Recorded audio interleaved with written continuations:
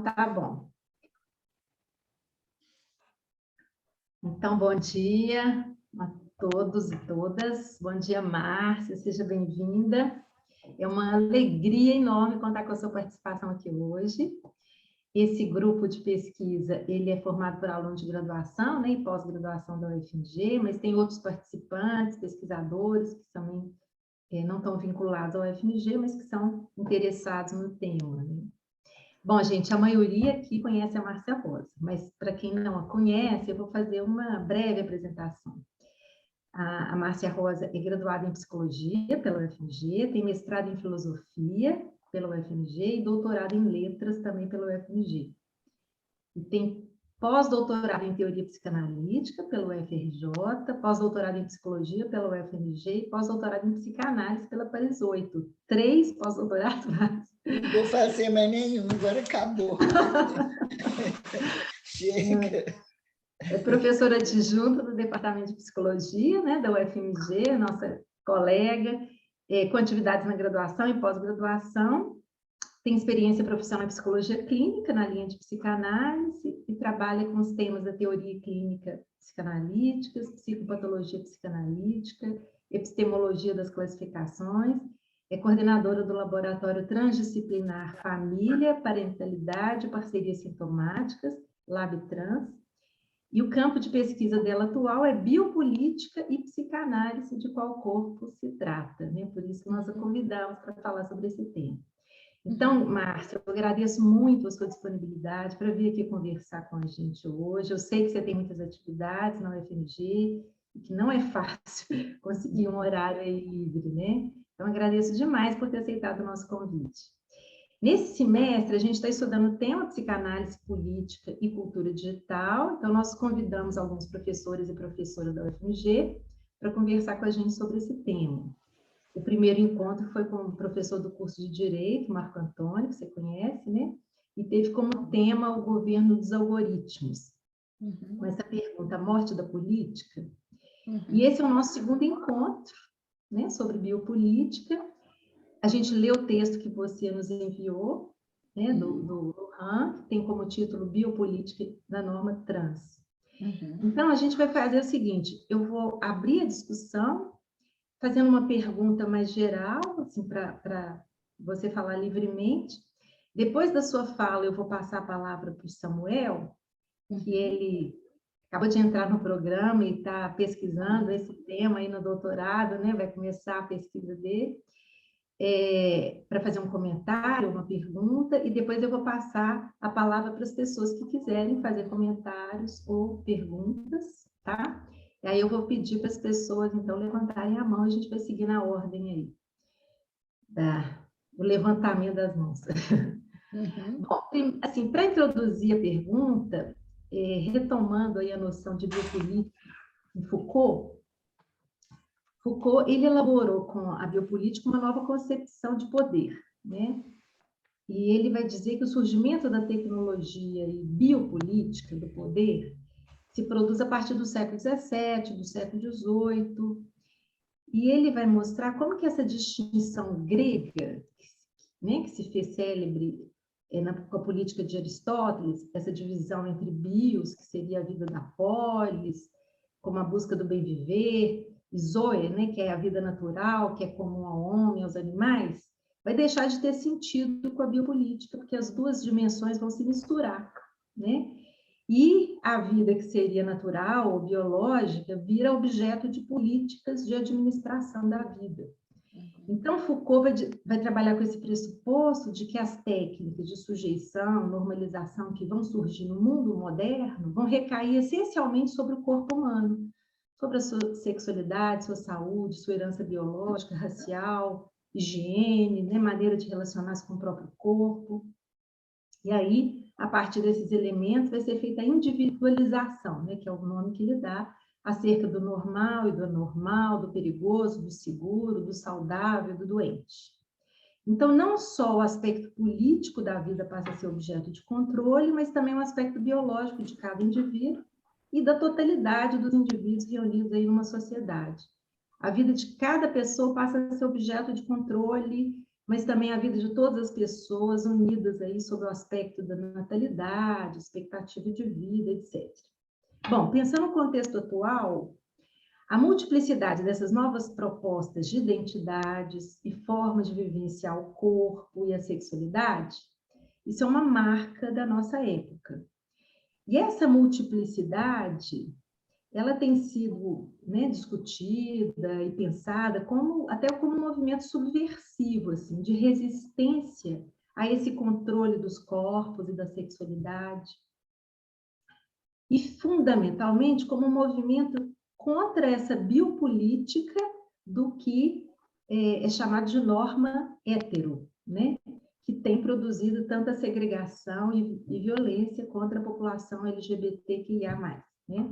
Então, eu gostaria que você nos explicasse, a partir do texto do Lohan, e também, né, da orientação psicanalítica, o que seria a biopolítica da norma trans. Tá bom? A pergunta é para o Lohan, né? Para você também. A partir do que ele discute, né? Mas também a partir das suas pesquisas, do que você tem visto. Tá. Então, vou começar, né, agradecendo muito ao convite da Nádia, né, minha colega e parceira do departamento. Esse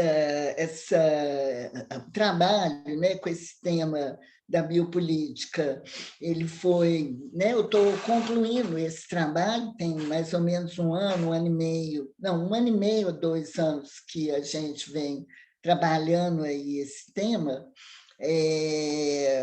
e ele já, de algum modo, a gente começou a trabalhar esse tema durante a pandemia, né?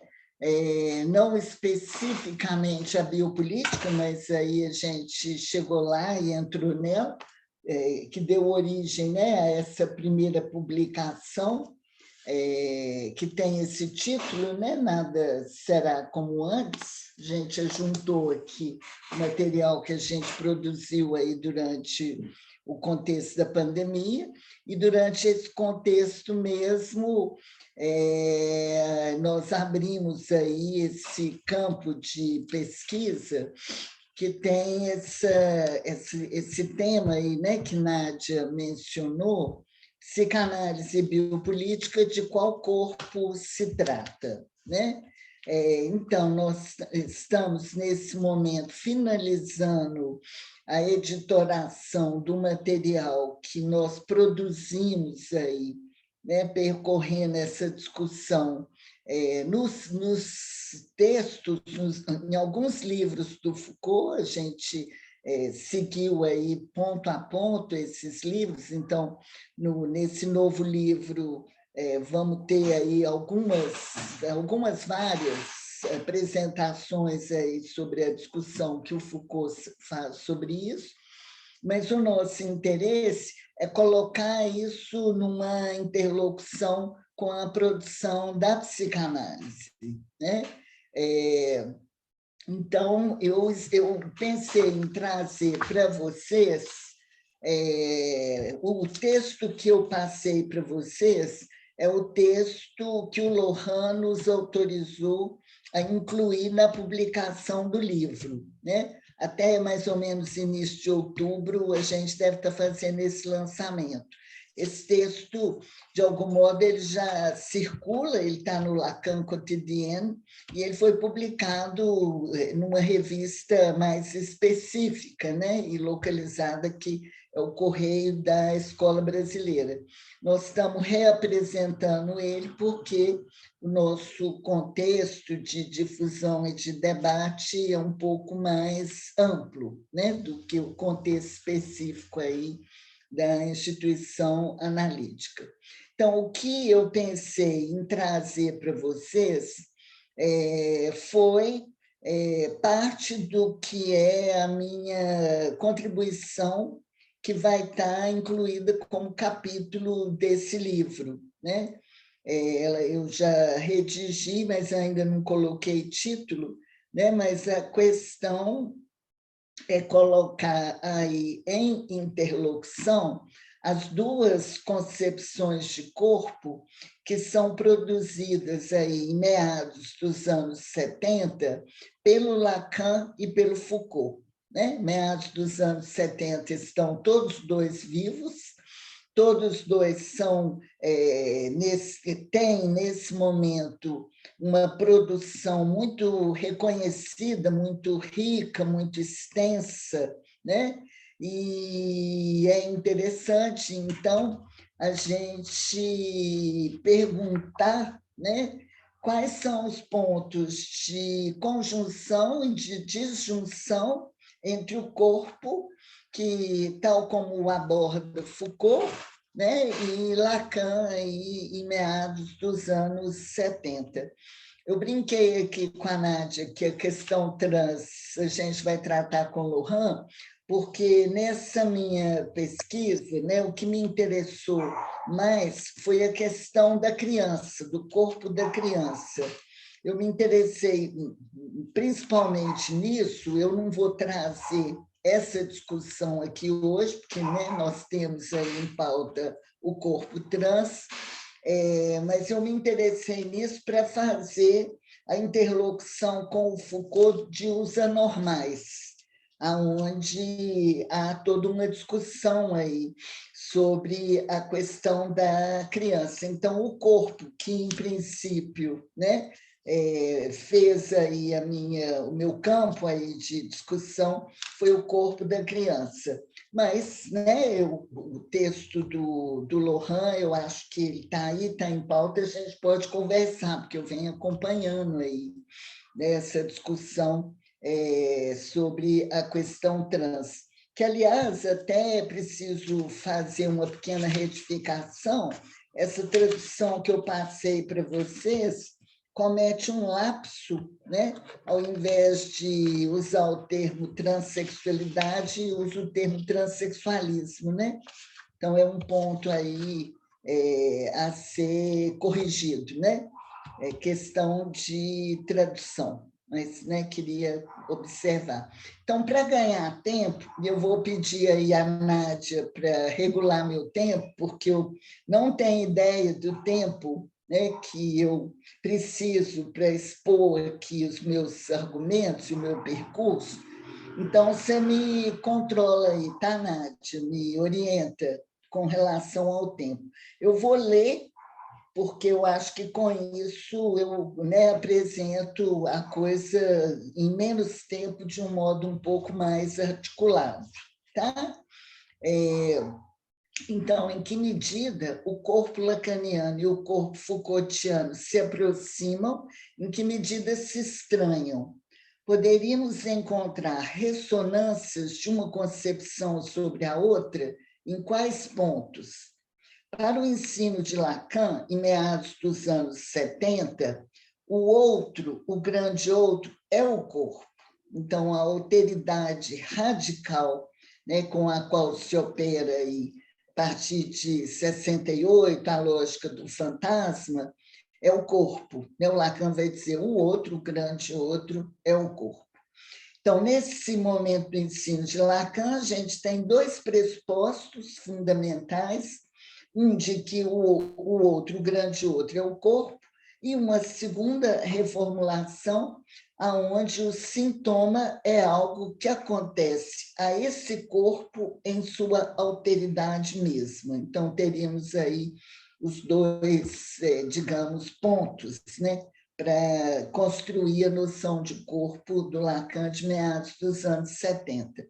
Já para Foucault, sob o nome de anatomopolíticas, o corpo surge afetado em sua disciplina individual, naquilo que o normaliza ou normativiza. E, sob o nome de biopolítica, está em pauta aquilo que concerne ao corpo das populações e as políticas sociais que incidem sobre ele. Então, é interessante, cai bem dentro aí do tema de vocês, né, sobre a questão da política. Né? Esse é o ângulo da biopolítica que concerne aí ao corpo das populações. Né? Importante constatar, que essas duas concepções de corpo se inscrevem em um horizonte neoliberal, no qual as energias fósseis passíveis de esgotamento cederão cada vez mais seu lugar de destaque às energias vivas, sempre renováveis. Surge aí o Homo economicus e uma bioeconomia na qual o corpo se instala como mercadoria, ou seja, passa a haver uma mercantilização da vida humana. Para tratar essa questão, eu sugiro o artigo que está aqui no Nada Será Como Antes, da Veronique Vorhus, que tem esse título, A Insurreição do Sintoma. Ela vai desdobrar bastante essa questão aí da mercantilização do corpo, do Homo econômicos, da biopolítica e o neoliberalismo. Né? Então, abrindo a nossa conversa, em uma já clássica conferência feita no Rio de Janeiro, em 74, O Nascimento da Medicina Social, Foucault mostra que, aspas, a medicina moderna é uma medicina social que tem por background uma certa tecnologia do corpo social, fecha aspas. A hipótese apresentada por ele neste momento é a de que, aspas, o corpo é uma realidade biopolítica, fecha aspas, e de que, aspas, a medicina é uma estratégia biopolítica, fecha aspas. Para Foucault, o capitalismo que se desenvolveu no final do século XVIII e início do século XIX, eu vou parar de ler as aspas, tá? Para a gente também ganhar tempo. Socializou um primeiro objeto que foi o corpo, enquanto força de produção, força de trabalho. Então, né, a gente vê que o controle da sociedade sobre os indivíduos começa no corpo, com o corpo, e não somente na consciência e na ideologia, o que lhe permite afirmar que, Foucault diz, foi no biológico, no somático, no corporal que, antes de tudo, investiu a sociedade capitalista. Surge, assim, o que é dito uma medicina urbana, cujos objetivos foram, primeiro, analisar os lugares de acúmulo e amontoamento de tudo que, no espaço urbano, pode provocar doença, lugares de formação e difusão de fenômenos epidêmicos ou endêmicos. Né? Isso está muito próximo aí da nossa realidade cotidiana, né? Com a pandemia. Então, além desse primeiro objetivo aí da medicina urbana, um segundo é ter um novo objeto, que seria o controle da circulação, não exatamente apenas dos indivíduos, mas dos elementos essenciais, tal como a água e o ar. E um terceiro ponto, saber onde colocar os elementos necessários à vida da comunidade, tais como as fontes, os esgotos, etc. Depois de uma apresentação detalhada das medicinas da Alemanha, França e Inglaterra, em suas especificidades urbana, estatal e controladora, respectivamente, o nascente interesse capitalista sobre o corpo culminará no século XX, principalmente a partir dos anos 80, né, meados dos anos 70, anos 80, o que dissemos há pouco ser o neoliberalismo, seu homo econômicos e sua bioeconomia. Se o que se apresentou acima sob o nome de biopolítica foi uma gestão política da vida, na qual gerenciam-se populações através de programas de administração da saúde, da higiene, etc., as formulações de Foucault, nas quais o corpo está implicado, seguem também uma outra direção, a qual ele nomeará como anátomo-política, ou seja, estou citando ele, uma ortopedia social, isto é, um estudo das estratégias e práticas pelas quais o poder modela cada indivíduo, desde a escola até a fábrica. Ao incluir a sexualidade nesse horizonte, Foucault propõe que ela nasce de uma rede de somato-poder, o que torna importante traçar a sua história. Assim, no fim da década de 70, o corpo torna-se resistência ao poder. Essa luta pelos corpos, diz Foucault, faz com que a sexualidade seja um problema político. Eu acho que aí tanto está a questão do corpo da criança como do corpo trans, né? Por sua vez, então, isso é uma panorâmica aí, né, da questão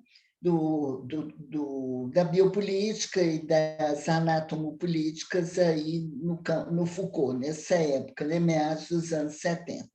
Por sua vez, sobre o ensino de Lacan, é importante observar que se nos anos 50 e 60 o corpo fora tratado na conexão entre o imaginário e o simbólico, e pela via simbólica enquanto corpo morto, ou seja, simbolizado pela palavra a partir da máxima, a palavra é a morte da coisa, a partir de meados dos anos 60, surge o que Jacques Alain Miller denominará a biologia lacaniana, ou seja, um interesse especial pelo corpo enquanto vivo. Então, a propósito da biopolítica lacaniana, né, e os acontecimentos de corpo, eu cito Jacques Alain Miller. Lacan veio a formular em 72, no Seminário 20, mais ainda, o que poderia passar por um conceito analítico da vida e que parece definir a vida pelo gozo. Aí ele vai citar o Lacan. Não sabemos o que é ser vivo, a não ser somente de que se trata de um corpo e de algo que se goza. É isso uma definição da vida? É antes o contrário. Não sabemos o que seja a vida, sabemos somente que não há gozo sem vida. E por que não formular esse princípio de que a vida é condição do gozo? Mas não é tudo, observa Miller. Trata-se precisamente da vida sob a forma de corpo. O corpo, ele próprio, é impensável sem o corpo vivo, que é a condição do gozo. Sobre o corpo como vivo, Miller observa não se tratar do corpo imaginário ou simbólico, mas do corpo afetado pelo gozo. A psicanálise interessar-se-á, portanto, em saber como a satisfação pulsional, o gozo, afeta o corpo. Se ter e não ser um corpo seria a condição inicial para isso, acrescenta-se a isso a condição significante, mas o significante não como mortificação, e sim como causa de gozo. Com essas duas perspectivas, primeira, a vida como condição de gozo, segunda, o significante como condição de corpo, a psicanálise produzirá, a partir dos anos 70, uma biologia lacaniana. No campo clínico, essa biologia implicará em uma redefinição do sintoma, não mais como metáfora e produto do recalcamento, tratável, portanto, pela via do grande outro, pela simbolização. O sintoma será, então, relido e tratado como algo que acontece ao corpo.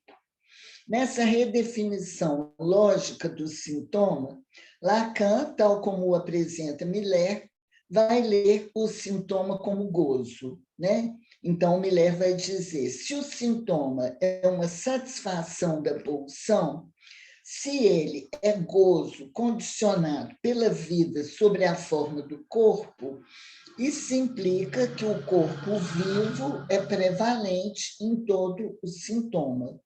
Eis o que está no horizonte da biologia lacaniana, a repetição da sintomatologia a partir dos acontecimentos de corpo, né? Formulação de Miller. Então, colocado isso, nos interessa seguir o modo como isso se apresenta, né? Aqui, para mim, me interessou a questão do corpo da criança, né? Da criança Foucaultiana e da criança Freud-lacaniana, né? Eu peguei lá, então, os anormais e me servi aí do pequeno Hans, né? Para discutir aí com o Foucault de os anormais. Então, né, como o corpo que nós vamos discutir aqui é o corpo trans, eu vou deixar o corpo da criança de lado. Mas vou apresentar, digamos assim, o panorama, o contexto, né, onde o corpo entra aí na biopolítica, que eu acho que ele é interessante também para a gente localizar o corpo e a problemática trans. Tá? Então, considerada com relação à infância, né? O ponto central em torno do qual vão se organizar os indivíduos e as condutas, a infância fará funcionar, né? Aí é a crítica do Foucault de os anormais. Ele é bastante, por que nos interessa? Porque ele é bastante crítico, não só à psiquiatria, ao ensino, a educação dada na família, mas também a psicanálise, né?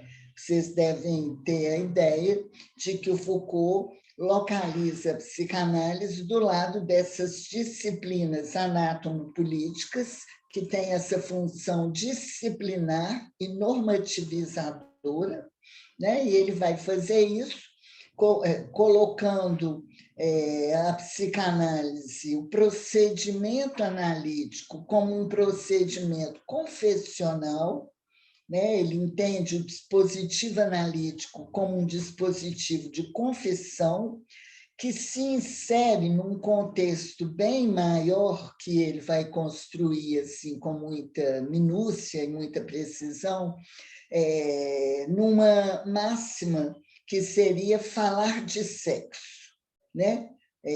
Então, na psicanálise, o sujeito estaria ali para confessar ao analista os seus segredos, né?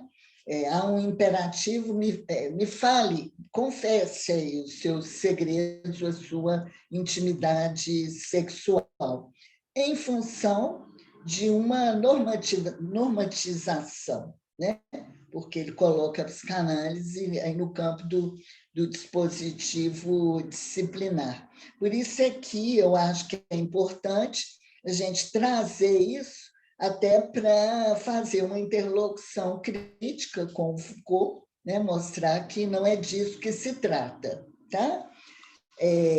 Então, ele vai mostrar que foi exatamente aí com a questão da infância, né? Eu vou ler aqui a citação do Foucault. A infância fará funcionar a psiquiatria no sentido de que a neurologia do desenvolvimento e das interrupções do desenvolvimento, a biologia geral também, com toda a análise que pode ser feita no nível dos indivíduos, das espécies e da evolução, né, o aspecto biopolítico, tudo isso vai ser, de certo modo, a margem e a garantia no interior das quais a psiquiatria vai poder funcionar como saber científico e saber médico.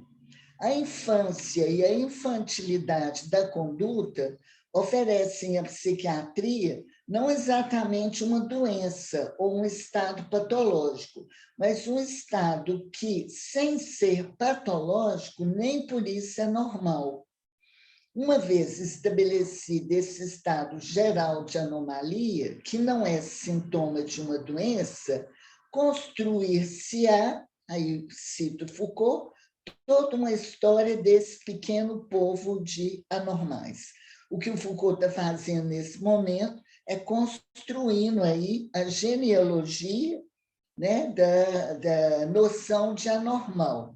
Com a ideia da genealogia, ele, em geral, vai tratar não mais daquele aspecto arqueológico do primeiro tempo, né, onde o que está em jogo é a construção de uma episteme, mas ele vai retomar a questão, né, no caso, a noção de anormal, colocando, fazendo uma genealogia da noção, levando em conta as relações de poder, né? Então, temos aí uma genealogia aí dessa história, né, que vai gerar esse pequeno povo de anormais.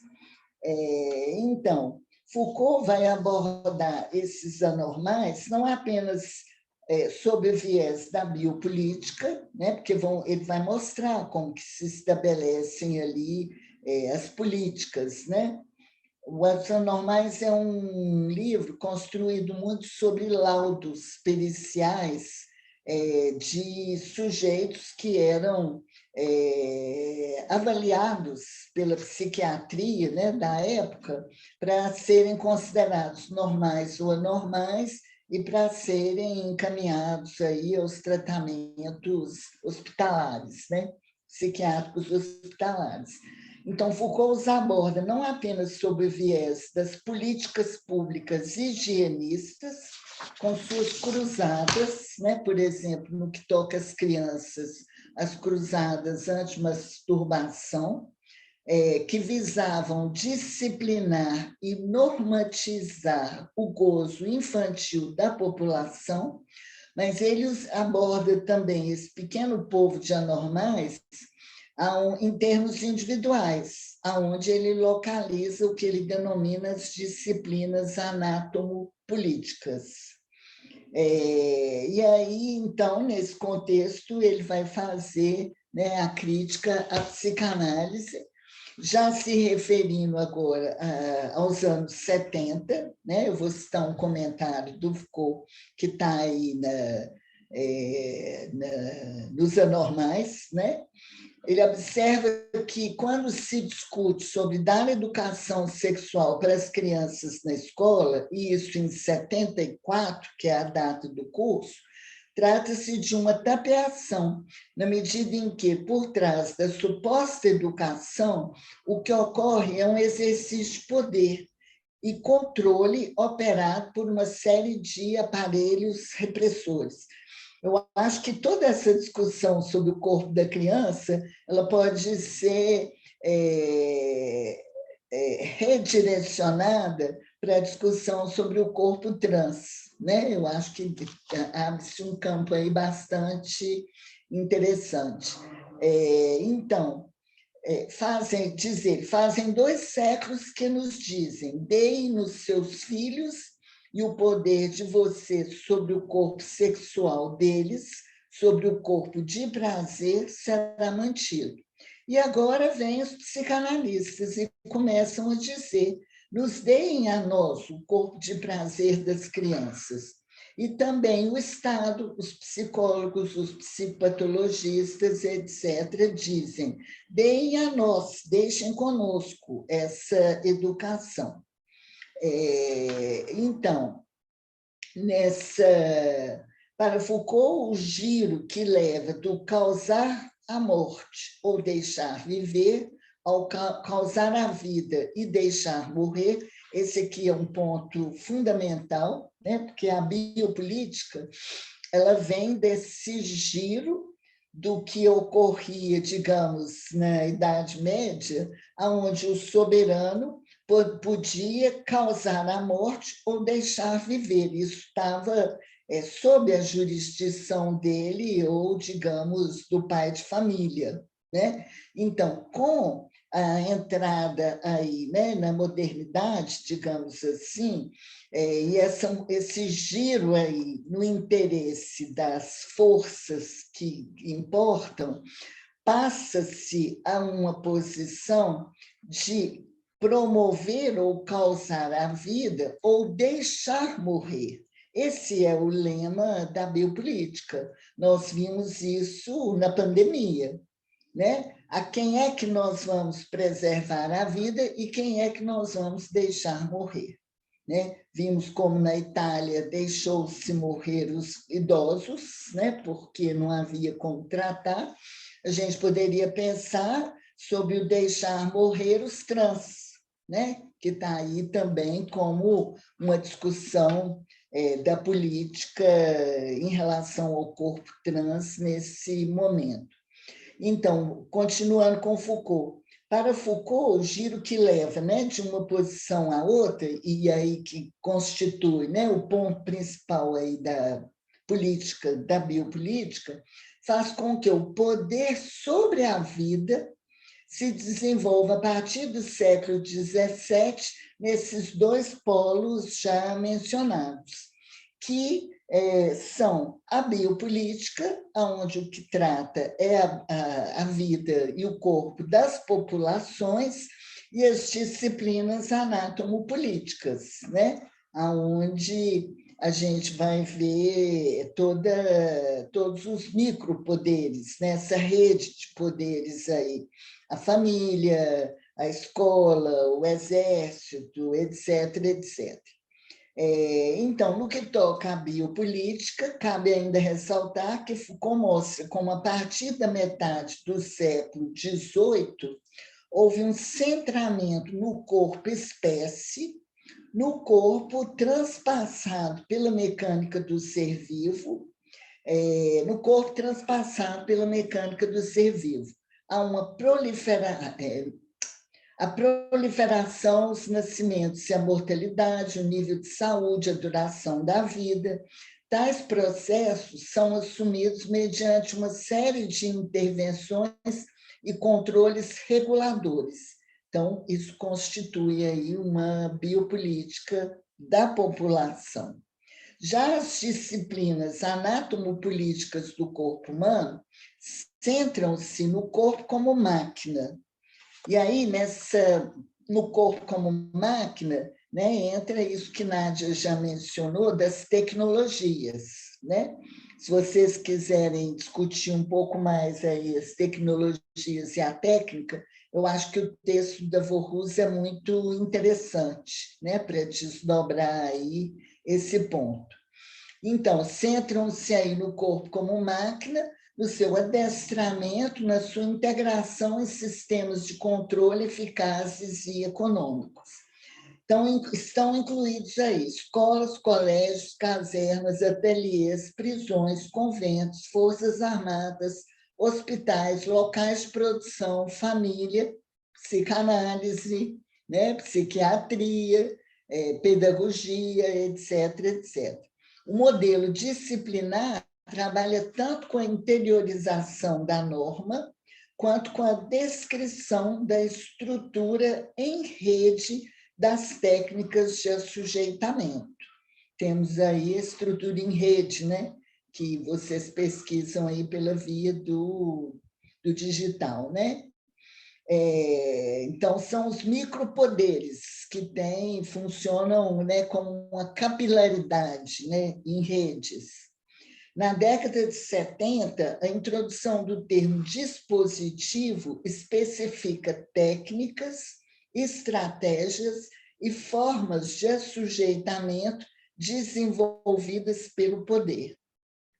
No volume 1 da História da Sexualidade, no qual Foucault propõe o dispositivo da sexualidade, que é um dispositivo definido como uma rede que se estabelece entre elementos heterogêneos, tais como instituições, decisões regulamentares, leis, medidas administrativas, enunciados científicos, propostas filosóficas, morais, etc.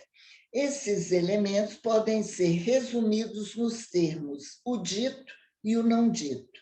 Né? Eu estou citando Foucault. Foucault incluirá aí, né, no último capítulo do volume 1 da História da Sexualidade, ele vai incluir aí a psicanálise como uma ciência sexualis e não como uma ars erótica, como uma arte erótica. Ele vai, então, atribuir à psicanálise um poder disciplinar e normativo sobre o dispositivo da sexualidade, fundado sobre o falar de sexo, como comentei, posição confessional. Então, em suma, resumindo aí para trazer rapidamente alguns argumentos para discutir com Foucault, sob o pretexto de construir a genealogia das relações de poder, no cerne das quais estaria a sexualidade e a sexualidade da criança como um instrumento de troca, o Foucault dos anormais, Foucault transforma, aí eu já estou introduzindo uma questão, seria possível dizer, reduz a família, a psiquiatria, a escola, a psicanálise em simples aparelhos repressores, disciplinadores e normatizadores. Então, aqui eu fiz toda uma construção sobre a psicanálise, que eu vou reduzir para a gente ter tempo de ver o contra-argumento. Jacques Miller, em algumas conferências realizadas em 2002 em Milão, intituladas Intuições Milanesas, contrapôs a sociedade disciplinar, tal como formulada por Foucault, na qual a dominação era imanente ao campo social, a uma sociedade globalizada, na qual a comunicação ou informação circula por redes flexíveis, moduláveis e flutuantes. Sociedade na qual a dominação não é mais externa do que interna. Aqui entra todo o campo de pesquisa de vocês, Essa sociedade globalizada que circula por redes flexíveis, moduláveis e flutuantes. Para Miller, a sociedade disciplinar nos diz de uma, e aqui eu vou citar o Miller, nos diz de uma época em que há uma exterioridade entre os dispositivos e aparelhos de repressão e de formação, e os submetidos. Então, entre a escola, o exército, a igreja, etc., há uma exterioridade entre os dispositivos e aparelhos de repressão e formação e aqueles que são submetidos a eles. Nela se distingue a dominação como tal, a doutrinação que permite uma oposição frontal e a delimitação da figura dos opressores. Nesse caso, a resistência pode, então, se apoiar nas formas de coação. Foucault percorreu esses aparelhos, a prisão, o asilo, o hospital, a escola, a universidade, em que vigiar e punir supõe uma clara delimitação entre o in e o out. Miller, então, cita a obra de Michel Hardet e Antônio Negri, Império, para observar que a nova ordem, introduzida pela globalização, o Miller usa esse termo, o texto dele é de 2002, talvez a gente já atualizaria um pouco o léxico aí. Então, ele se cita lá o Negri e o Hardet na obra Império, para observar que a nova ordem, introduzida pela globalização, nos coloca diante de um mundo sem operadores, um império que não é mais de ninguém, que está por toda parte, em nenhuma parte, e, ao mesmo tempo, é sem fronteiras e sem exterior. Não terminei aí a citação. Com isso, evidencia-se que, de algum modo, a perda do sentido da tragédia, da qual a psicanálise observa, não deixa de nos colocar diante de um enfraquecimento, senão do declínio dos ideais e das normas. Com o apagamento definitivo das normas, conclui Miller, abandona-se o que poderia reter a psicanálise na época disciplinar, reformulando-a em termos de gozo. Com isso, abre-se o espaço para a invenção sexual, a criação fora das normas. Eu acho que aqui a gente pode também alojar o debate sobre o corpo trans, né? Constatamos que isso não será sem consequências, inclusive clínicas. O final do tratamento analítico deixa de estar à mercê da transcendência, do atravessamento, e a ênfase desloca-se para as mudanças de regimes de gozo, uma vez que a satisfação pulsional torna-se uma referência. Na genealogia Foucaultiana, fundada em uma lógica disciplinar, observamos como argumento central, né, aí já é um comentário meu, a existência onipotente e poderosa de um grande outro, encarnado na psiquiatria, no legista, na família e até no psicanalista. Esse grande outro aí ganha e tem muita consistência, e ele acaba poupando o sujeito de se encontrar e se responsabilizar pela sua própria divisão subjetiva e de se haver com a constatação de que ele, sujeito, goza contra ele mesmo, o que se evidencia aí pelo sintoma. Então, já estou caminhando para o final, né? Então, para concluir aí esse contraponto, né? A localização que o Foucault faz da psicanálise no campo disciplinar e normativo, né? Da disciplina anatomopolítica, que é a versão individual do coletivo, que é a biopolítica. Vou só retomar essa distinção aí entre o que vai surgir como corpo-gozo e corpo-prazer. Então, vamos recuperar a distinção entre corpo-gozo, com Lacan, e o corpo-prazer, em Foucault. Tal como apresentado por Hoffman e Birman, o nosso Joel Birman, a partir dos anos 70, Lacan deu bastante relevância ao corpo, de tal modo que ele fez do corpo-gozo o solo constitutivo e originário do inconsciente. A partir daí, o inconsciente será concebido como constituído por traços de gozo. E a sexualidade não seria senão um aspecto e apenas uma dimensão outra dos gozos originários na constituição do sujeito, que será curado posteriormente na história do sujeito. Isso, o Hoffman e o Birman concluem que, na leitura de Lacan dos anos 70 em diante, a sexualidade foi concebida como sendo, citação, uma defesa do sujeito contra o imperativo do corpo, que pretende primariamente gozar de maneira originária. Né? Fim de citação. A reformulação da noção de gozo e a operação do aforismo "não há relação sexual" reorientam, pois, a última concepção de corpo-gozo em Lacan. Para formular essa noção de corpo-gozo o alcance teórico e clínico que essa reformulação tem, vou fazer uma citação do Miller, lá do Intuições Milanesas.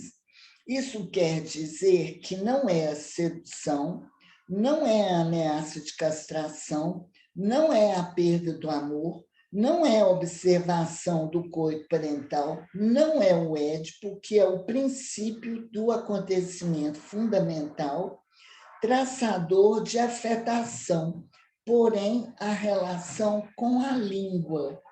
Isso será resumido de uma forma talvez excessivamente lógica por Lacan, quando ele diz: o significante é causa de gozo. mas se inscreve na noção de acontecimento fundamental de corpo, que é a incidência da língua.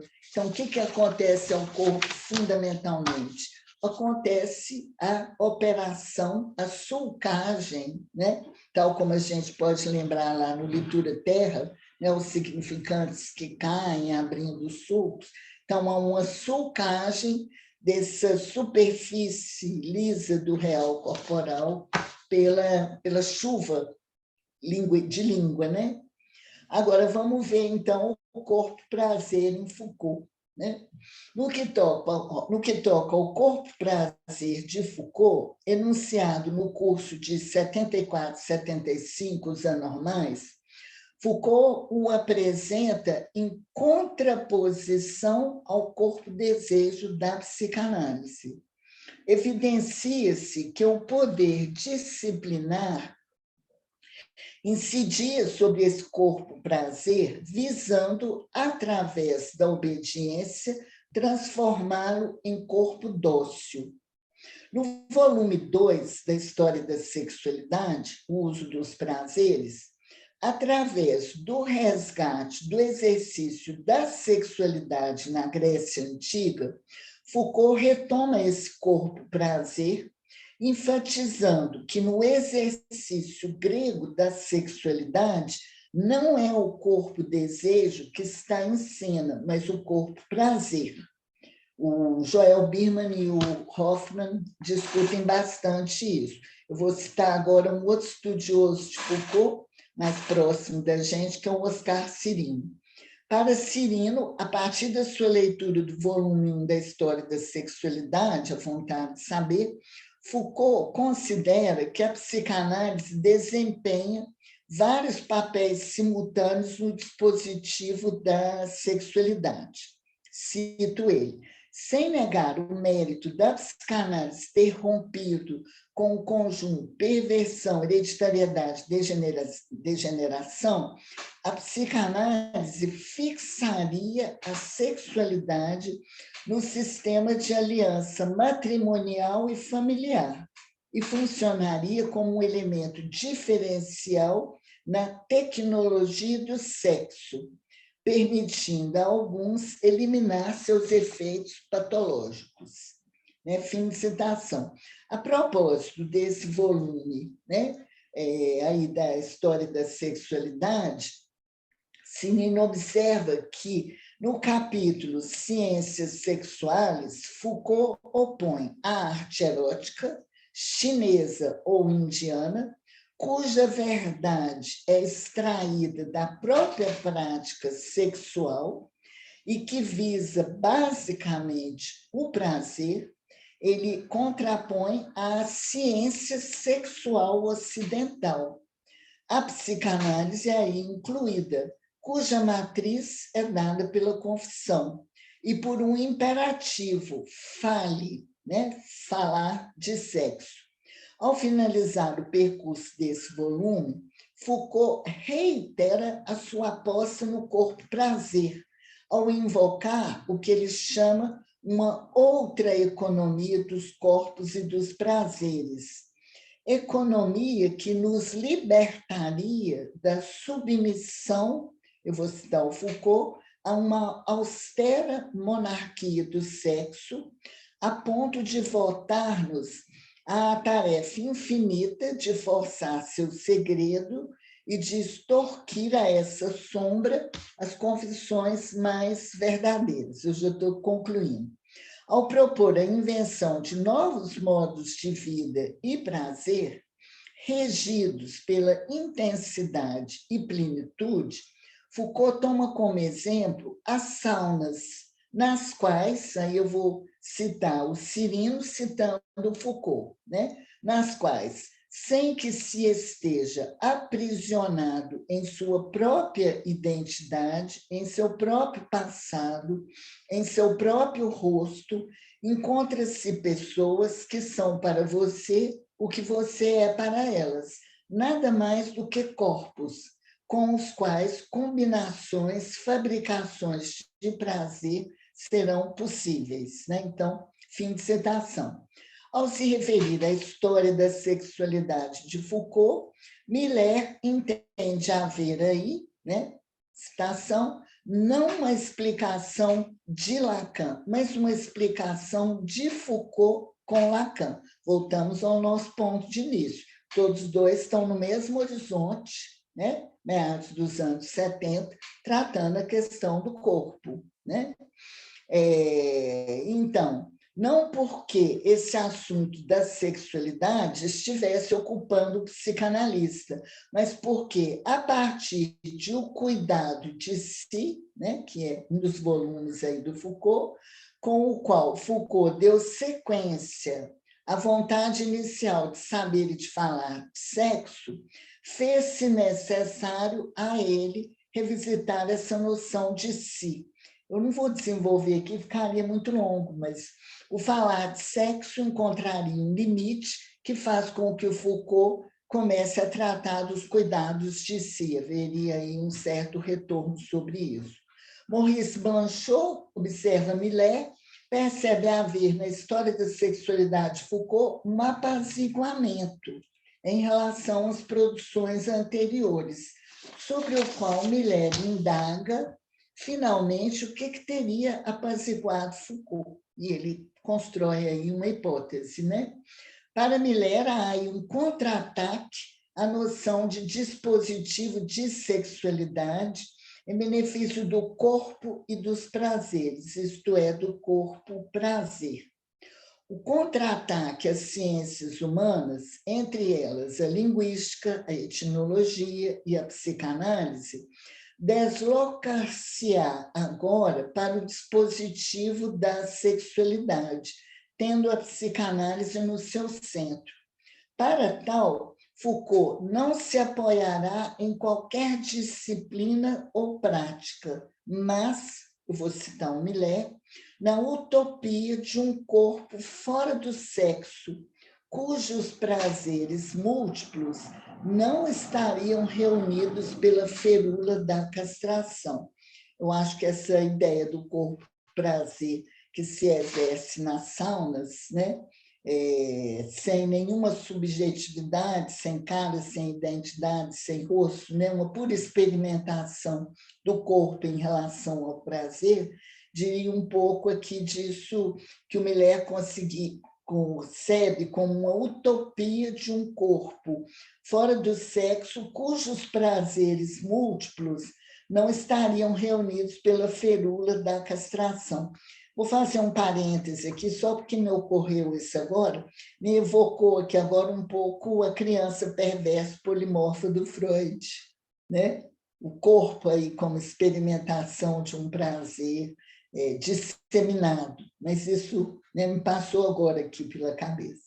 Então, já estou concluindo. Miller, então, prossegue. Essa utopia realizada não de uma sexualidade feliz, mas de um corpo de prazer pluralizado, onde as coisas do amor, com efeito, não formariam um conjunto unificado com a função do falo castrado, né, fim de citação, leva Foucault de volta à Grécia. E aí ele encontra o seu apaziguamento, né? Como eu tratei aí do corpo da criança, da angústia do pequeno Hans com o corpo, o prazer, o gozo, etc., né, eu terminei com uma pergunta que eu não sei se eu vou deixar ela aí para publicar. Até é bom eu falar ela aqui, porque vocês discutem comigo, né? Então, a pergunta que me fica pode ser enunciada assim. Afinal, o que teria faltado ao pequeno Hans para ter se virado com seu corpo prazer, sem que lhe tivesse sido necessário construir uma fobia? Um retorno à Grécia, né? Então, eu terminei um pouco aí, ironicamente, né, por não acreditar muito nessa utopia do sexo proposta aí, né, ou por considerá-la mesmo interessante como utópica. Eu acho que eu vou deixar aí para a gente ter tempo de discutir. Então, a palavra aí é com vocês. Vou agradecer rapidinho, muito obrigada por essa apresentação tão rica, rigorosa, também clara, né? Eu achei que foi muito interessante esse percurso que você fez, dessa distinção entre a noção de corpo e Foucault e Lacan, porque eu acho que a partir daí fica mais interessante para a gente entender, né? Essa distinção, assim, noção de corpo, Foucault e Lacan, e essa distinção também que você traz entre prazer e gozo, né? E prazer aí para Foucault e gozo para Lacan. E, fundamentalmente, acho que você marcou como que os discursos de gênero, às vezes, não levam em conta essa noção de inconsciente, né? Que é tão cara para a gente, assim, para a psicanálise, até para pensar o que está em jogo aí nessa questão da sexualidade. Bom, muito obrigada, mas eu vou passar agora a palavra para o Samuel. Bom dia, Nádia, bom dia, Márcia, bom dia a todos e todes. Primeiro, dizer que eu estou muito feliz em ter a oportunidade de conversar contigo de novo, Márcia. A gente se encontrou naquela situação, situação difícil. Eu apertei bastante o Samuel lá, por isso que ele está retomando. É uma situação que hoje é gratificante, porque bem, é a minha primeira reunião no laboratório desde que fui aprovado no doutorado. Então, é uma responsabilidade muito grande, inclusive, estar aqui fazendo essa intervenção. E, para começar a intervenção, eu não organizei, obviamente, eu queria escutar a Márcia, eu li o textinho do Éric Lohan para fazer alguns comentários e fiquei refletindo sobre o que eu ia falar a partir do que a Márcia colocou para tentar entrar no textinho do Éric Lohan, para a gente fazer uma questão, para você comentar, e a gente tentar circunscrever alguma coisa do que a gente propôs aqui, do que a Nádia e a gente propôs aqui para esse semestre, no Além da Tela, que é estudar essa questão da política e da psicanálise. E aí, óbvio, eu queria começar com duas frases extremamente psicanalíticas que tocam nesse assunto. Por exemplo, a primeira de Freud, do Futuro de uma Ilusão, que ele fala logo na minha primeira página, que quanto menos se sabe do passado e do presente, tanto incerto é o juízo acerca do futuro. Então, é preciso estar atento ao tempo atual. Quais as contingências do tempo atual e como o sintoma dessa época se apresenta dentro desse tempo. E a outra frase, que é a frase, inclusive, que a gente está discutindo aqui no laboratório, ela vem de 1967, que é o inconsciente e a política, justamente quando o Lacan está discutindo a questão da lógica do fantasma, né? E eu achei super interessante o que a Márcia colocou no texto, essa noção de que exatamente o corpo é o outro. E isso, apesar de ser uma função epistemológica distinta de como o Foucault analisa a questão do corpo como um formato da norma, a norma ela está ligada diretamente à política, e o outro do Lacan é justamente o outro da linguagem, que incide como uma castração do que eu não posso tudo. Em consequência, também não estou reduzido a nada. Eu estou sempre em torno dessas duas instâncias. E aí, então, por que eu falei do futuro de inclusão e do inconsciente à política? No que eu vejo, no que eu percebo, principalmente no que a gente está discutindo hoje aqui, que é a questão do corpo trans, por exemplo, o inconsciente e a política faz com que nós, psicanalistas, precisamos estar atentos a justamente como as questões da norma, as questões da praxis, as questões do social e as questões que incidem a escuta e o sofrimento daqueles que, aliás, a fala e o sofrimento daqueles que nós vamos escutar, estão articulados com essa lógica contemporânea. E essa lógica contemporânea ela tem um período, ela é datada. Como o Foucault coloca, e a Márcia muito bem citou, na história da sexualidade, a vontade de saber, o dispositivo da sexualidade ele foi tratado ao longo do tempo, ele não é universal, ele não é hegemônico, ele é datado. E principalmente ali em meados do século II, quando a Igreja Católica assume a sexualidade como um dispositivo de normatização dos corpos. O Foucault não coloca isso, mas o Galeno, nesse mesmo período, vai teorizar acerca do sexo único, onde ele diria que não existe o homem e a mulher no sentido de que é o mesmo corpo. A única diferença, ele indo para as 4 causas de Aristóteles, está no calor. O homem seria mais quente, a mulher mais fria, por isso o genital masculino é exteriorizado, o genital feminino é interiorizado. Isso vai mudar justamente lá depois do Concílio de Trento, 1545, lá no século XVII, Revolução Francesa, quando a Igreja começa a perder o poder, a burguesia ascende, uma nova junção política começa a tomar de conta, o capital começa a se organizar, em sequência vem a Revolução Industrial, todas as organizações sociais começam a se desenvolver nos estados-nações, fronteiras, gestão de corpos, gestão de famílias, gestão de produção de população, toda lógica científica começa a surgir, surge a noção de biopolítica, o controle da vida, o controle dos corpos, e a noção de anatomopolítica do século XIX, quando a medicina toma esses corpos para dar conta disso, que é onde o Foucault, lá no final da história da sexualidade, diz, bem, é aí onde estão as sementes que possibilitou a psicanálise surgir. Né? Ali no final do século XIX, quando a medicina tinha tomado conta disso, o Freud disse, espera aí, a medicina está errada, isso aqui não tem uma função aqui, unbewusst, que coloca tudo em xeque do que a medicina está colocando. E aí, com o tratamento das estéticas, surge a psicanálise, que é justamente um dispositivo de sexualidade que tenta deslocar da norma hegemônica de época um novo controle sobre os corpos, que não é um controle dado do psicanalista, mas da escuta livre daquele que sofre, a partir daquilo que ele não sabe do que causa. E por que eu estou dizendo isso? Porque, e aí eu já entro no texto do Henrique Lohan, ele fala especificamente sobre a fala, ele começa falando sobre a fala do Paul Preciado em 2019, lá na École des Freudiennes, onde ele diz que, de fato, eu não sabia, eu fui pesquisar depois que li, a quantidade de fake news que surgiu depois daquela fala, com deslocamentos de contexto, ataques à psicanálise que, de fato, não foram feitos. O próprio Paul Preciado depois publicou um livro com a fala na íntegra, justamente para tentar articular aquilo que ele estava fazendo como crítica à psicanálise e que, na minha leitura hoje, é uma crítica vinculada a um amor. Não um amor romântico, mas aquele amor em relação ao que o Lacan coloca como amor-ódio e amar e ser amado, que não é uma fala indiferente, é uma fala que convoca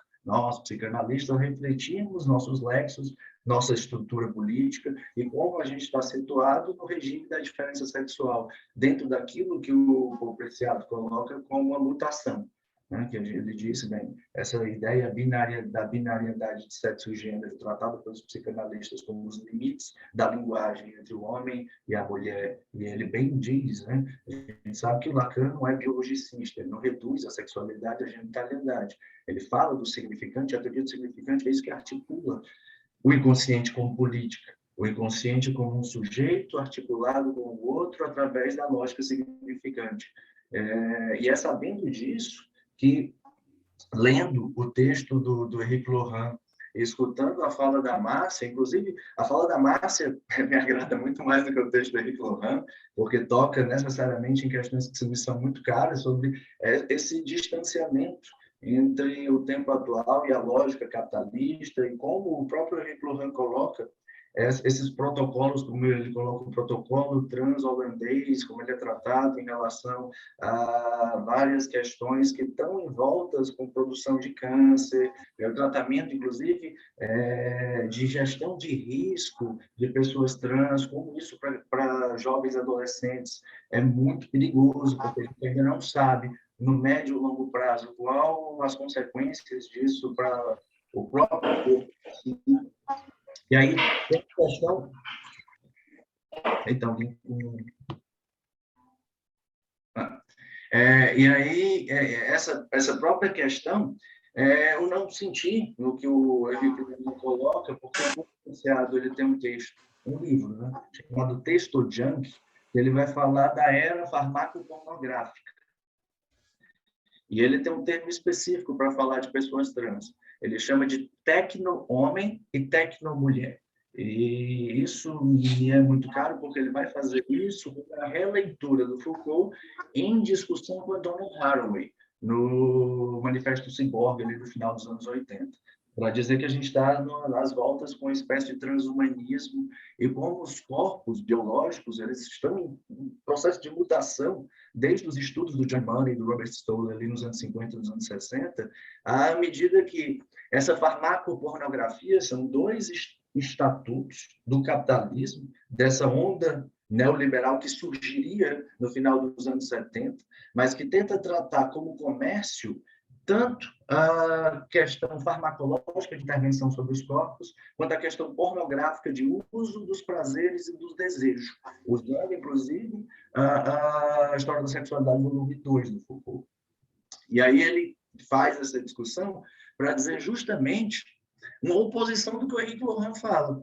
No livro Texto Junk, ele é completamente contra ao que o Henrique Lohan coloca como pergunta lá na última passagem do texto, quando ele diz que ele faz uma pergunta: será que as associações trans que deram forte guinada identitária continuarão a querer a simbiose com o poder biomédico à medida que se instalam as distâncias em relação ao protocolo holandês, que está sendo criticado na Suécia, na Finlândia, todo mundo está abandonando esse protocolo?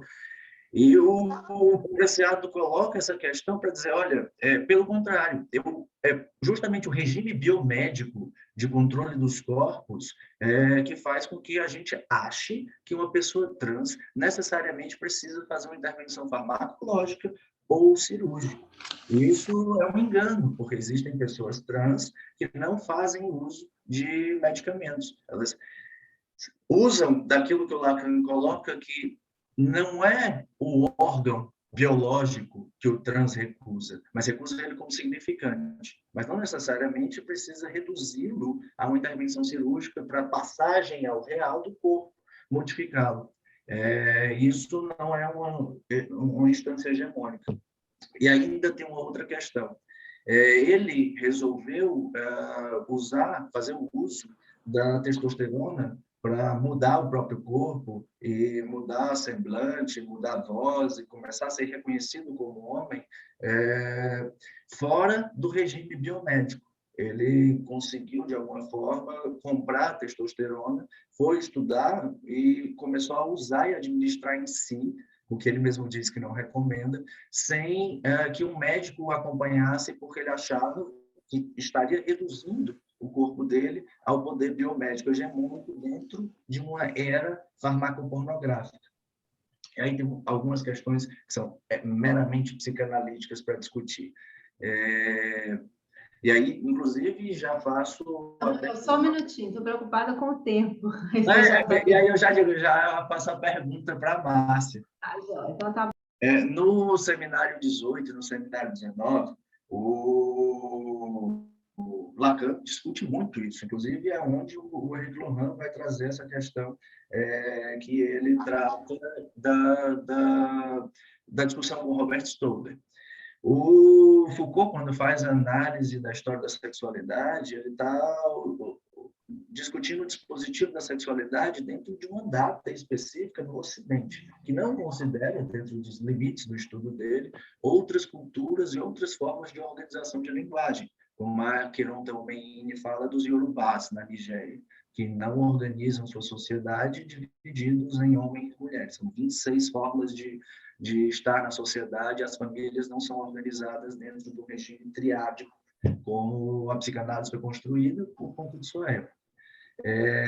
E o Lacan, no seminário tanto 18 quanto 19, ele encerra a questão trans como sendo um limite específico da linguagem que vincularia, como ele mesmo diz no primeiro capítulo do seminário 19, na primeira aula, você não pode chamar de... Aliás, você só pode escolher entre she ou he. Você nunca vai chamar um intersex, um hermafrodita, à época, de it.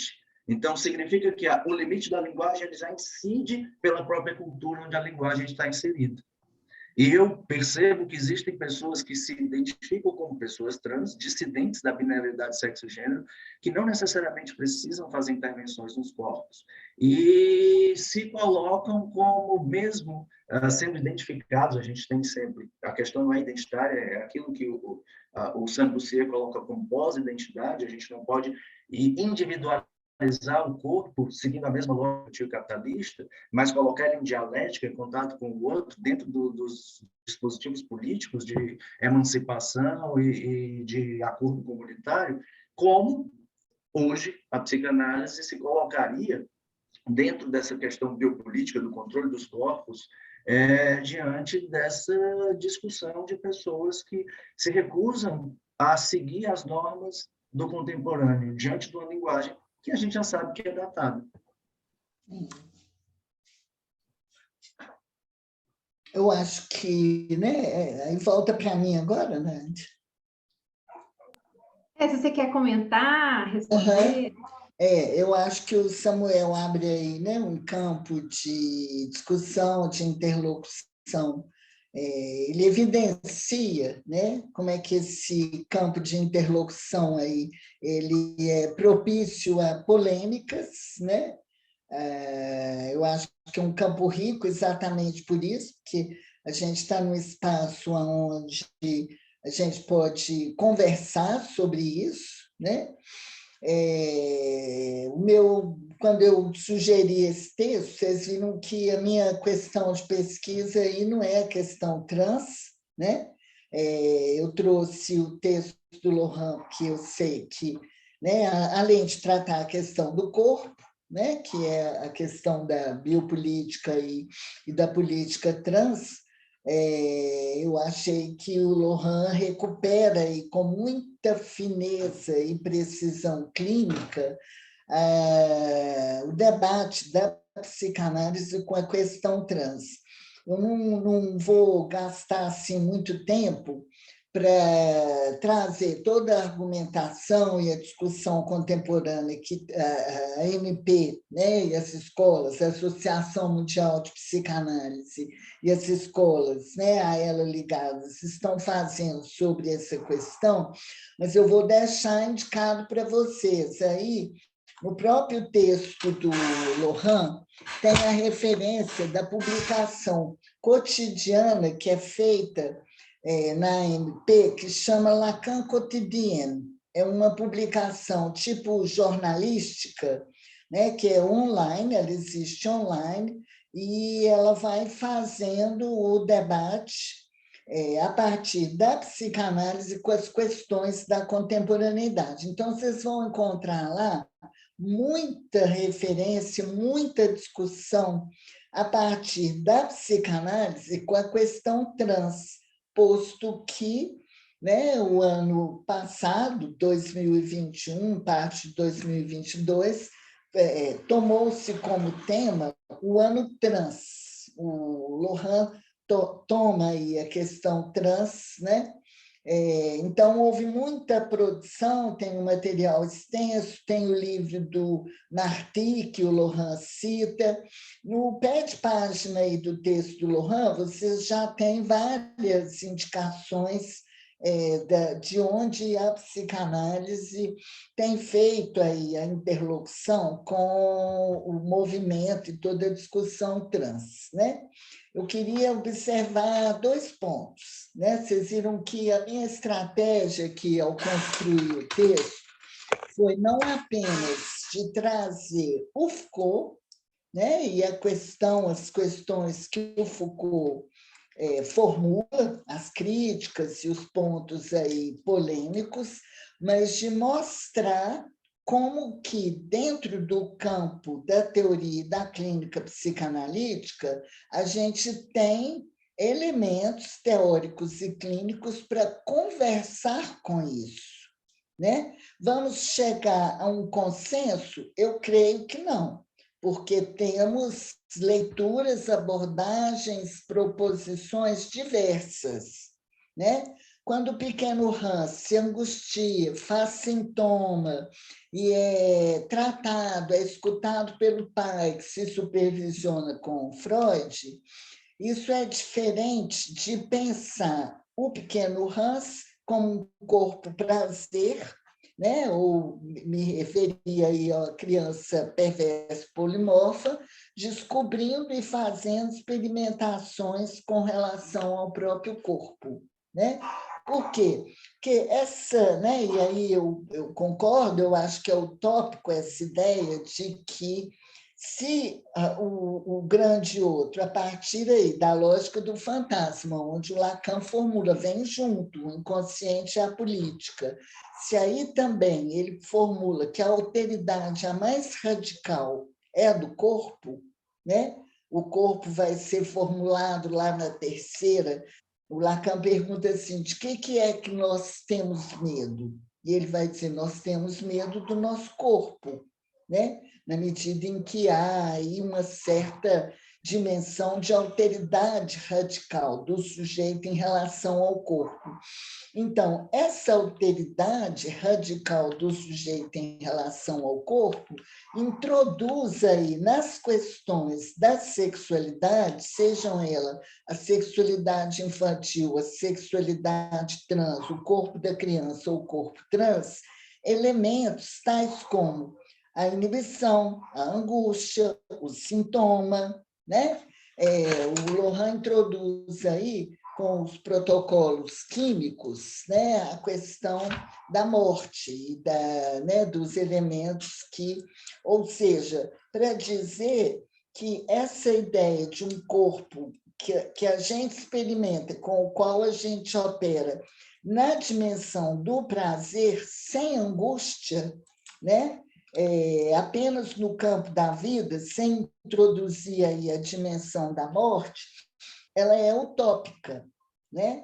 Sem reconhecer isso, aí eu já entro, né, no segundo ponto aí que eu queria comentar, sem reconhecer isso, como que a gente estaria fazendo esse debate a partir da psicanálise, né? Porque eu acho que se a gente vai do lado, né, do Preciado, da Butler, né, que tem até mesmo do Foucault, que tem contribuições, leituras, formulações muito importantes. Vocês verem, nós ficamos quase 2 anos lendo o material do Foucault, livro a livro, né? Então, por que fizemos isso? Porque consideramos que é importante, que é fundamental, né?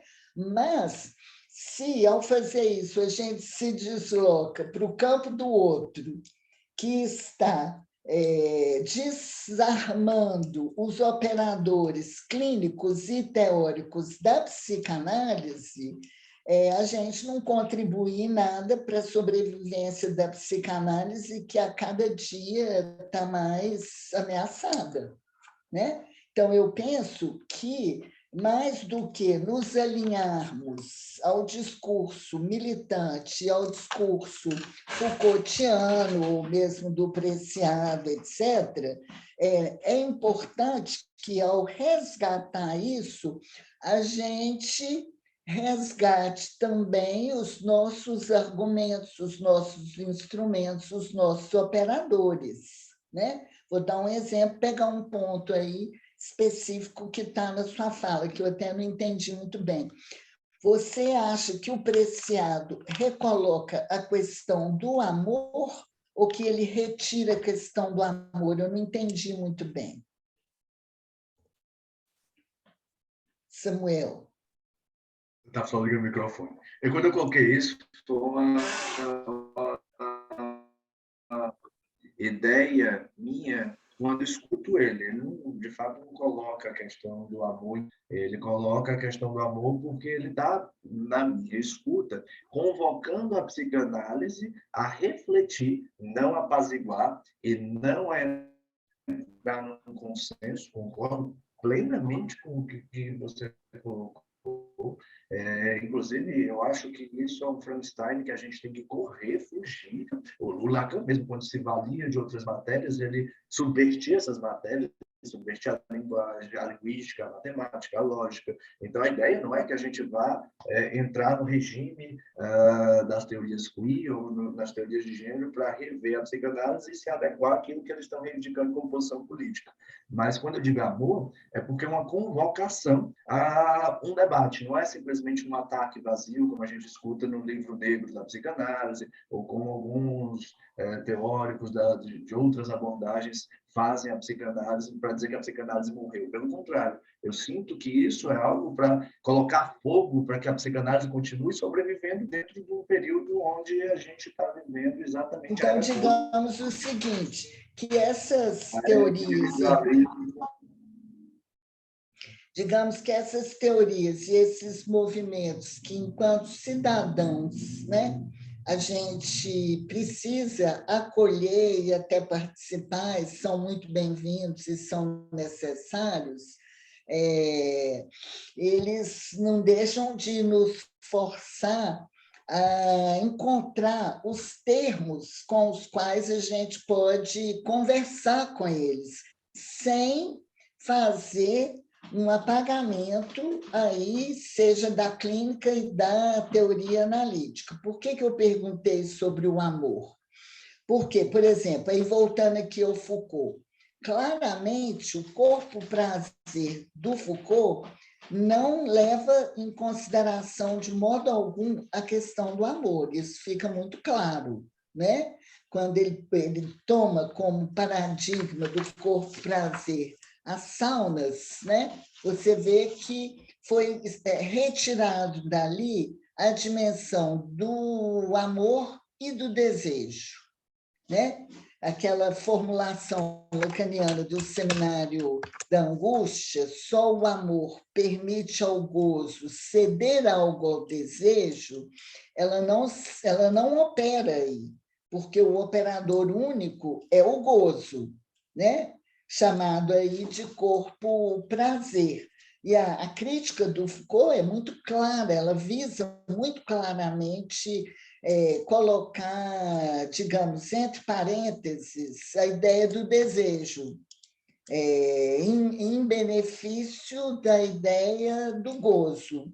E o amor também saiu de cena porque o que está em jogo aí são corpos, sem identidade, sem nomes, sem cara, né?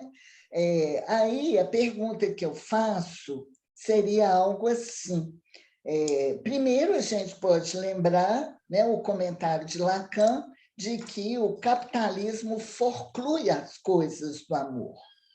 Então, digamos que ao propor o corpo-prazer, o Foucault, que faz disso uma política, né? Ele é uma proposta que vai na linha mesmo do capitalismo e do neoliberalismo, cuja biopolítica ele critica, né? Porque há aí uma exclusão do sujeito, há aí uma exclusão do desejo e a exclusão do amor. Por que é importante a gente que está no campo da psicanálise, ou que está fazendo esse debate a partir da psicanálise, dizer isso? Porque a psicanálise existe e opera a partir do amor de transferência, né? Então, a psicanálise vai na direção contrária da forclusão das coisas do amor proposta pelo capitalismo e pelo neoliberalismo e, a meu ver, também pelo corpo-prazer Foucaultiano, né? Esse corpo-prazer Foucaultiano ele é concebido de modo utópico, porque esse corpo-prazer, vamos criar uma imaginação e lucubrar. Naquele dia, o sujeito foi para a sauna, mas chegou lá e estranhou aquela cena com a qual ele estava familiarizado todo dia, né? Ele foi lá para o espaço de encontro dos corpos, esqueceu de tirar a blusa onde estava a identidade. Algo dele apareceu. Ou, ao invés de aparecer uma parte específica do corpo, apareceu algo do rosto, que não era para aparecer, porque, né, aquele corpo não tem cara, não tem identidade. Então, são manifestações sintomáticas, né? Ou o sujeito entrou em angústia. Ah, não, né? Isso aqui que era tão familiar, agora está estranho, estou sentindo aqui um nó no peito, não sei. Né? O sujeito entrou em angústia. Ou ele se inibiu, ah, não vou tirar minha roupa toda e ficar aqui, assim, nessa experimentação anônima do corpo e do prazer.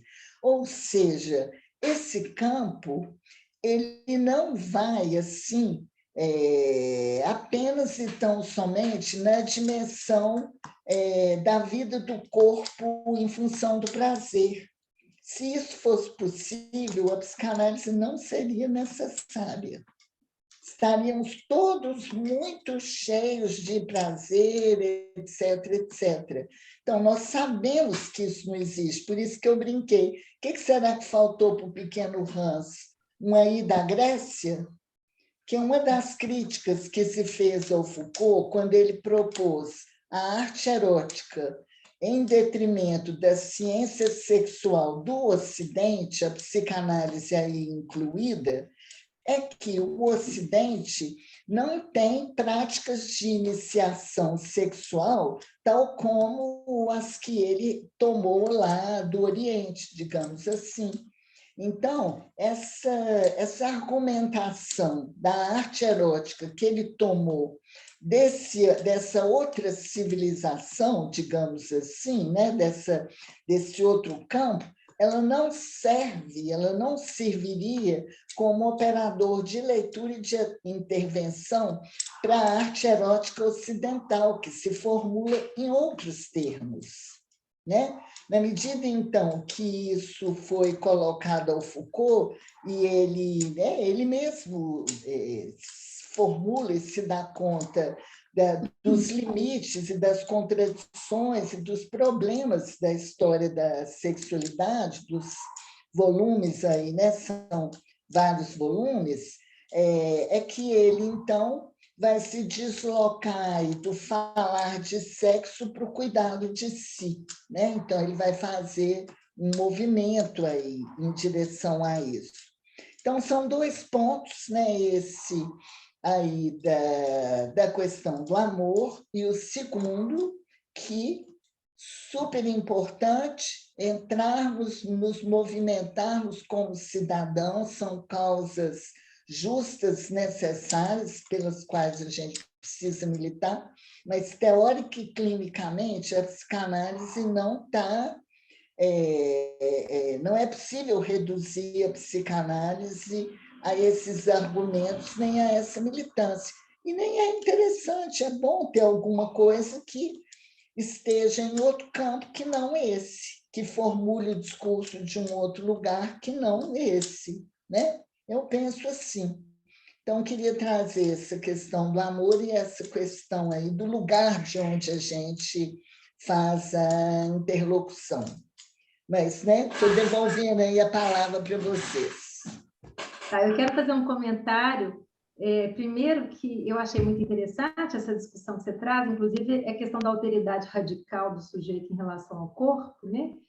Porque o que eu vejo assim muito interessante no texto do Lohan é como que ele vai mostrar que como que essa questão das normas, né? Enfim, a questão da alteridade radical do sujeito em relação ao corpo nos ajuda a pensar como que a questão das normas é a crítica que ele faz, que desconsideram essa dimensão da alteridade, né?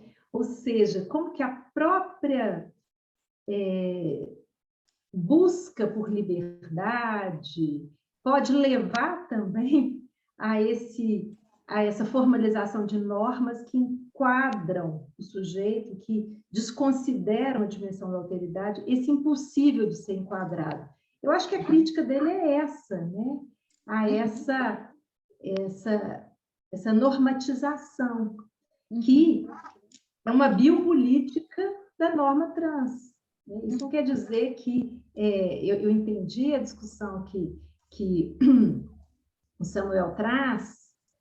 Ele está dizendo o seguinte, que uma questão é a questão trans. A outra questão é como que isso pode ser utilizado, como que essa discussão pode se transformar numa biopolítica. Né? Que são questões aí diferentes. Bom, e a outra questão que eu fiquei pensando, assim, a política da psicanálise é uma política que leva o sujeito a se deparar com um vazio, né? Com essa alteridade. Assim, e a partir daí pode levar à produção de novos discursos, provocar mudanças subjetivas, né? E essa é a questão fundamental aí da psicanálise quando a gente pensa em política, né? Política da psicanálise.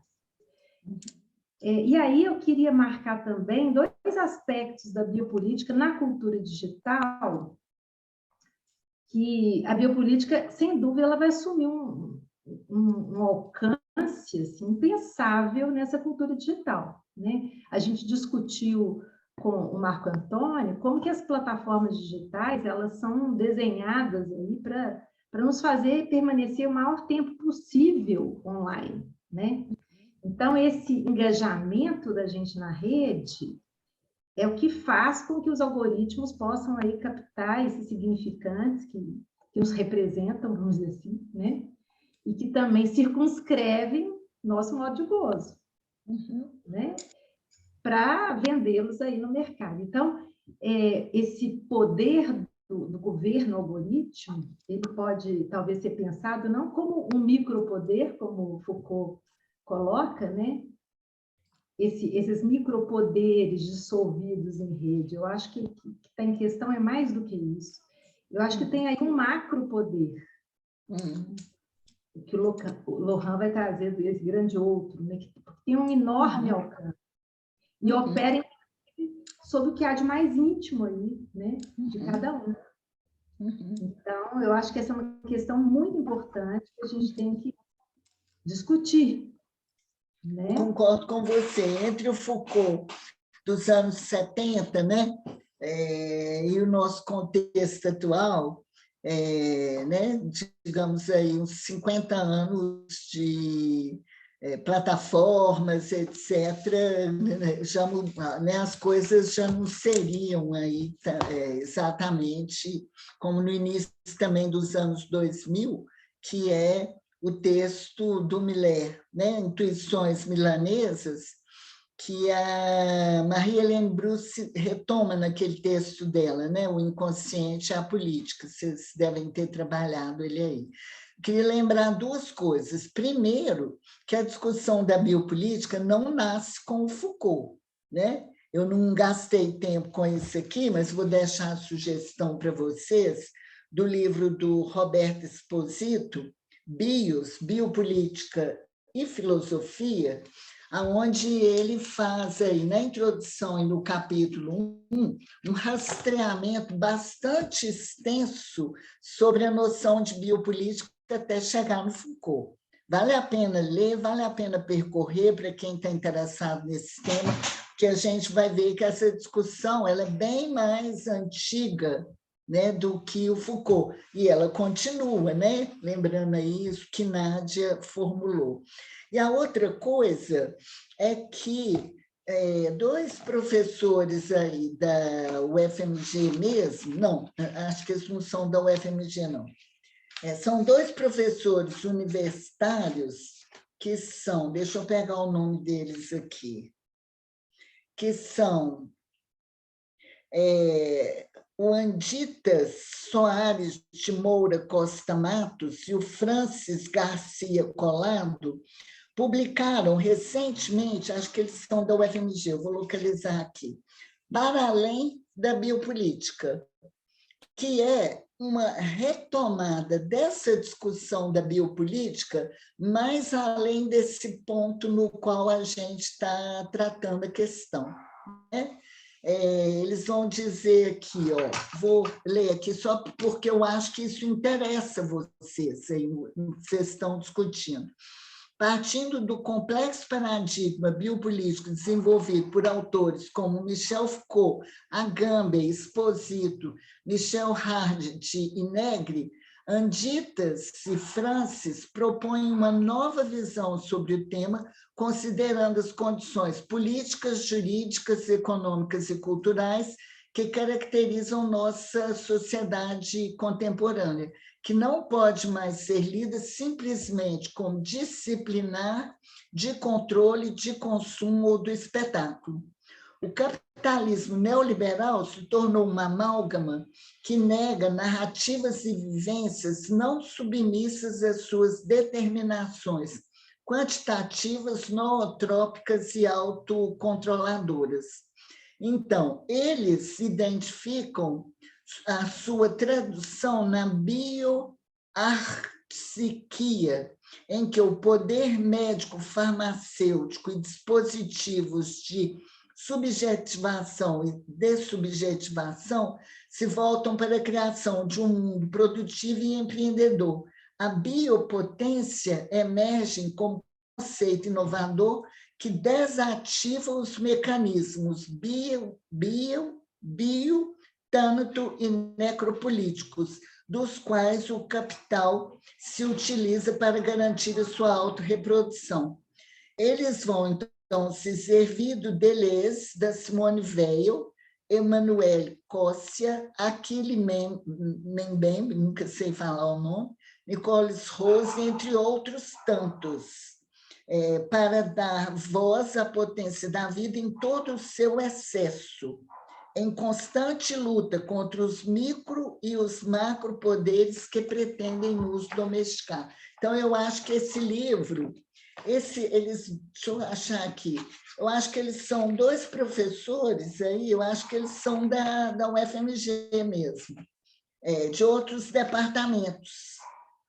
Talvez, Nádia, eles não são da psicanálise, mas eu acho que eles talvez contemplem aí um ponto aí da discussão, né, que você está formulando, uma atualização do debate, né, digamos assim, a partir de outro... Obrigada, já anotei aqui o nome das duas.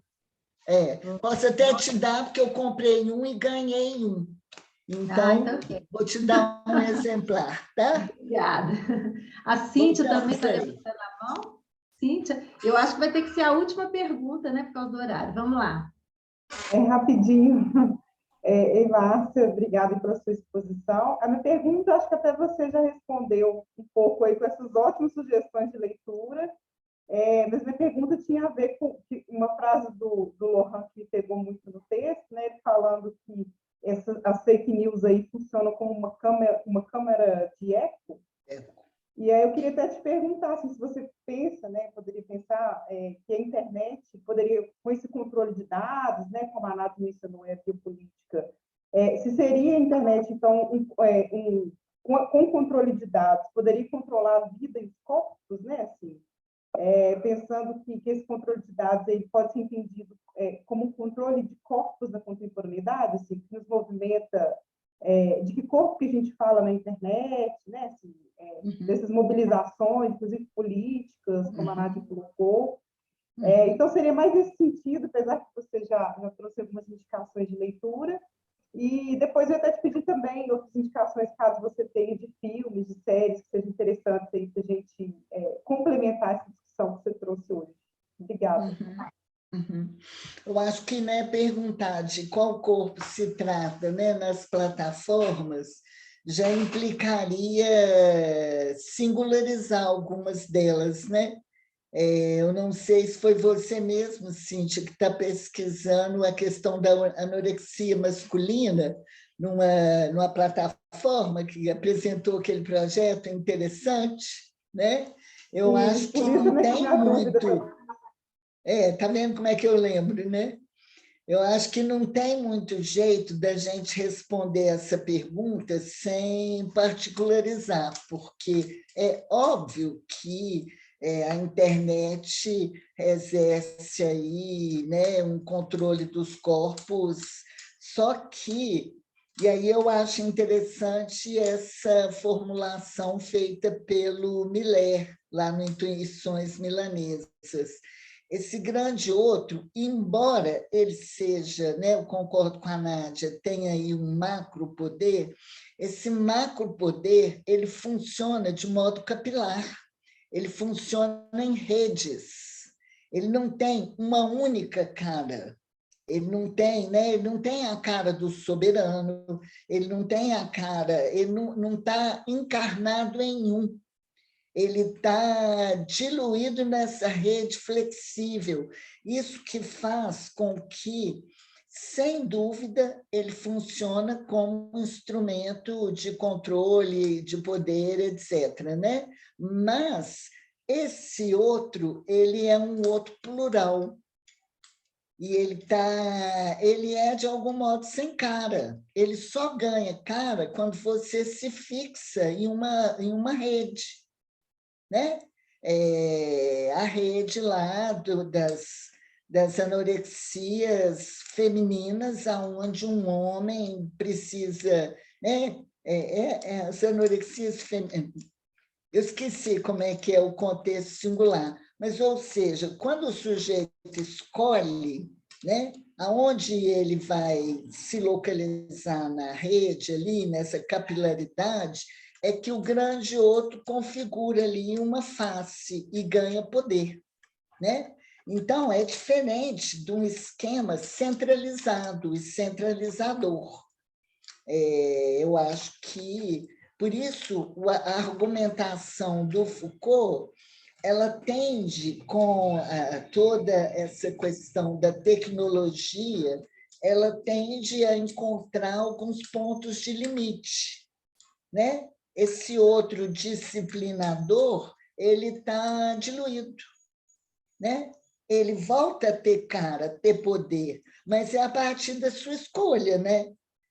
Até certo ponto, né? Quando um adolescente escolhe aí uma rede ou um influencer que ela vai seguir, né? Esse outro, então, ganha aí uma dimensão de grande outro encarnado.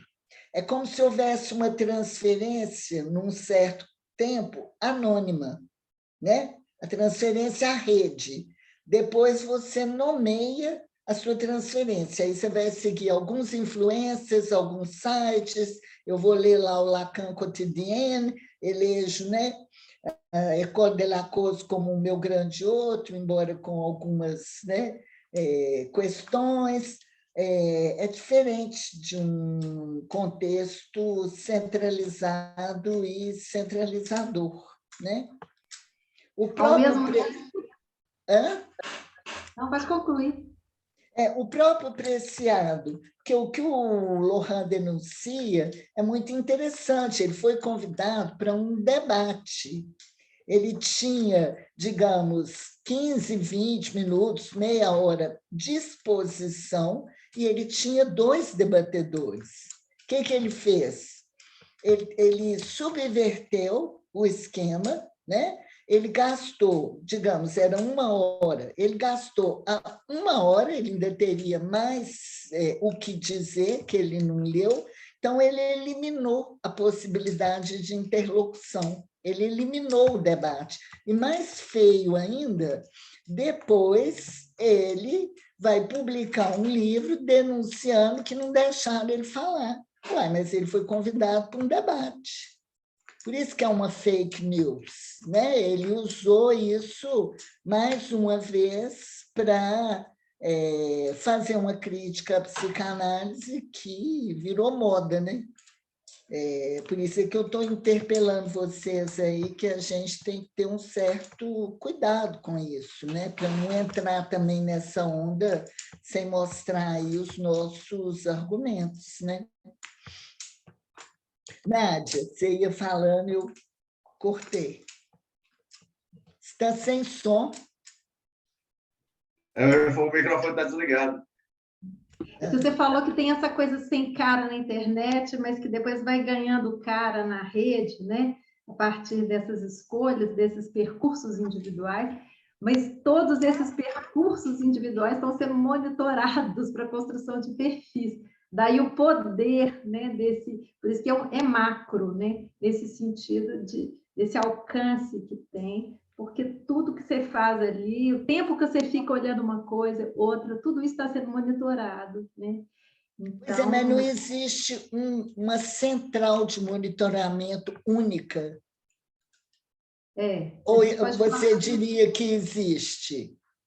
Se existe, ela tem um certo anonimato, porque ela opera em função do capital, do neoliberal, etc., etc., né? E ainda tem um certo desconhecimento de como que esses algoritmos agem, né? Assim, até nessa seleção, nessa construção desses perfis, né? Mas, e a outra coisa que é muito interessante para a gente pensar na incidência aí da biopolítica no campo digital é pensando como que os algoritmos fomentam essas paixões mais humanas, né? O ódio, por exemplo, cada vez mais comuns aí na internet, e como que isso aparece até no campo, vamos dizer, aí da sexualidade, e racismo, né? Homofobia, xenofobia, mais presentes essas paixões que são incitadas pelos próprios algoritmos. Então, esse é outro campo aí da biopolítica, como que ela incide nos corpos. Né? Bom, mas é isso. Foi muito bom, Márcia, gostei muito. Acho que você trouxe muitas questões para a gente pensar e continuar discutindo aqui, né, gente? Acho que foi muito rica a sua exposição, muito clara. E gostei muito, acho que todo mundo aqui também, né? Foi muito bom, agradeço muito a sua disponibilidade e a sua apresentação. Eu que agradeço. No nosso debate. Eu que agradeço, porque é uma chance da gente ir criando um espaço de interlocução entre os nossos diferentes campos de pesquisa, né, no departamento.